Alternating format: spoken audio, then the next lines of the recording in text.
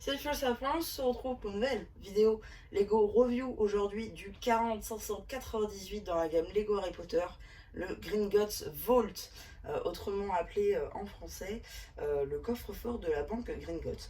Donc ce petit set en gift with purchase pour la modique somme, je crois que c'était 130 € dans la gamme Harry Potter, il me semble, quelque chose comme ça.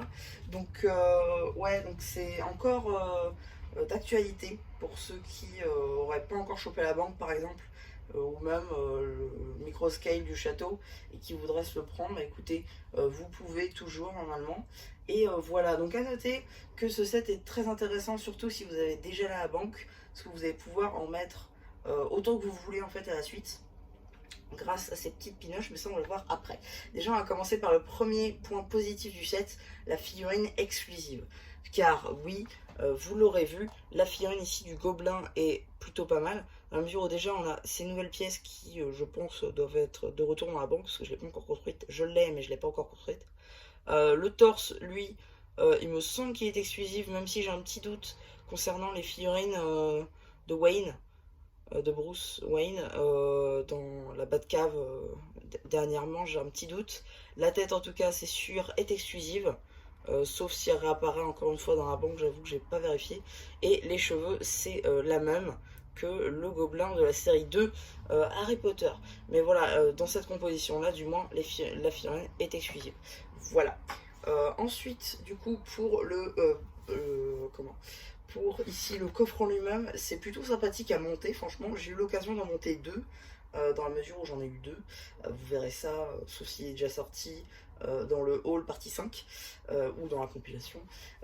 Voilà. Mais en gros, donc déjà vous avez un système de rails digne d'un roller coaster. Voilà. Si vous en avez qu'un, ça bloque ici. Et on verra une petite fonctionnalité une fois que je retournerai le set. Donc là, du coup, on a les rails moulés en une pièce, ça c'est cool. Ici, on a les pinoches pour pouvoir en mettre plein à la suite. Je peux pas vous montrer parce qu'il est à l'autre bout. Mais si vous voulez, si vous en avez 10, vous pouvez bien les mettre 10 à la suite. Et ça se colle pas dans la mesure où il y a bien ça qui fait qu'il y a un petit espace entre les deux. Donc franchement c'est plutôt cool, c'est plutôt bien pensé de ce niveau là. Ensuite du coup vous avez, on va faire le tour des stickers ici sur le coffre et ainsi que de l'autre côté.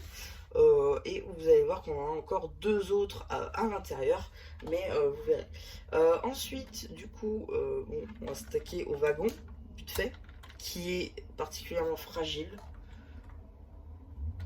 Tac, je vais le reconstruire vite fait. Tac, donc voilà un peu le wagon. C'est la même construction que dans celui de la banque. Voilà, il n'y a pas une nouveauté là-dessus. A noter que ces pièces-là, du coup, sont fournies en deux exemplaires, enfin 4 exemplaires de chacune, parce qu'il y a deux versions, ce qui vous permet de faire plusieurs modèles pour chaque wagon. Donc ça, c'est plutôt pas mal.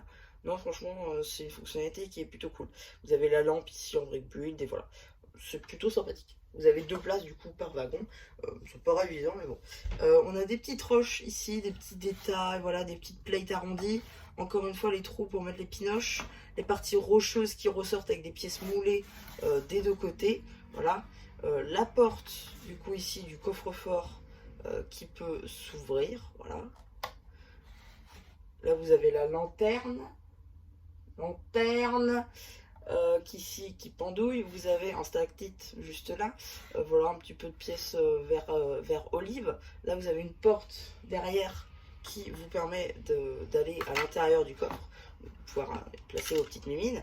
Et donc qu'est-ce que je voulais vous montrer à l'intérieur, parce que je vous avais dit qu'il manquait de stickers.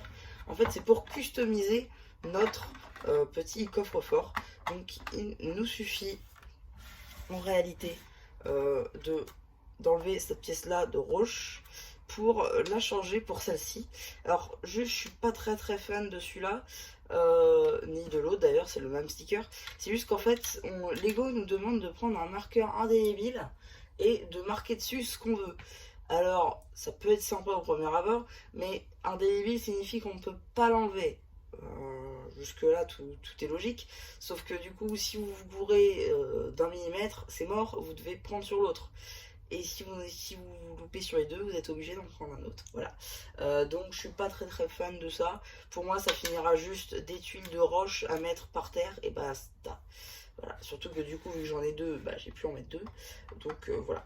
À noter que du coup, si vous avez la banque, encore une fois, c'est vraiment une extension de la banque. Hein. Typiquement, si vous n'avez pas la banque, il y a beaucoup de trucs que vous ne pourrez pas faire. En gros, c'est prendre les grandes pièces 4 par 4 là. Donc qui sont dispo dans la banque et vous pouvez les glisser comme ça comme une tirelire. Ça doit marcher aussi hein. Attendez, on va faire le test avec cette pièce de 2 pounds que je tire de l'Angleterre. Tac, juste ici. Vous voyez que ça marche. Donc ça doit faire un peu mal aux pièces, j'avoue. Je le ferai pas comme ça, mais ça permet effectivement de stocker vos économies. Donc c'est plutôt sympathique. Attendez, je vais en mettre. Je me suis fait une petite étagère sur mon bureau pour Londres. Ouais, je sais, je raconte ma vie. Mais donc non, voilà, c'est un set qui est plutôt sympathique, surtout si vous avez la banque. Si vous en avez deux, je trouve qu'il y a un petit quelque chose, parce qu'il y a un petit trafic de